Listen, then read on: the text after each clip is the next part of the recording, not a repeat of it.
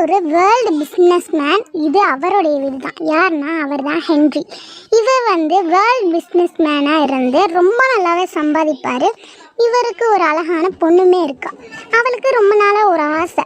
என்ன ஆசைனா, நம்மளுக்கு ஒரு ஃபோன் இல்லையே, ஃபோன் வாங்கலாமே அப்படின்னு சொல்லிட்டு நினைப்பாள். இங்கே கேட்கலாம், இவங்க பெரிய பணக்காரங்க தானே, இவங்களுக்கு எதுக்கு ஃபோன் இல்லை, அது கூட காசு இல்லையான்னு கேட்கலாம். இவர் ரொம்ப கஞ்சக்காரர். பாஸ்டில் இவர் ஒரு டிரைவராக தான் ஒர்க் பண்ணியிருப்பார்.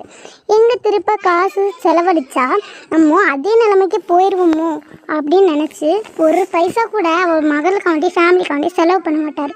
அதனால தான் இந்த பொண்ணோட அம்மா கூட விட்டுட்டு போயிருப்பாங்க. ஒரு நாள் இந்த பொண்ணை அவர் அப்பா கிட்டே போய் கேட்டு பார்ப்போமேன்னு சொல்லிட்டு ஃபோன் வேணும் அப்படின்னு சொல்லிட்டு கேட்பாள். ஒரு அப்பா கோவத்தில் கத்தி விட்டு, இதெல்லாம் எதுக்கு உனக்கு இந்த வயசுலன்னு சொல்லவும் அவள் ரொம்ப கவலையோடு நடந்து போயிட்டு யோசிப்பாள். நம்ம ஏன் ஒரு கடையில் போய் ஒர்க் பண்ணி அந்த காசை வச்சு நம்ம ஃபோன் வாங்கிக்கக்கூடாதுன்னு நினச்சி ஒரு ஷாப்பில் வேலை பார்ப்பாள். அப்போ ஒரு நாள் அவர் அப்பா பிஸ்னஸ் மீட்டிங் முடித்து நடந்து வந்துக்கிட்டு இருக்கும்போது யதார்த்தமாக அவளுடைய பொண்ணை பார்ப்பார். கொஞ்சம் கவலையாக நம்ம பொண்ணு கஷ்டப்படுறாளேன்னு சொல்லிட்டு ஆசையாக ஒரு ஃபோனை வாங்கி அவர் மகளுக்குமே கொடுக்குறாரு. இப்படியே உங்களுடைய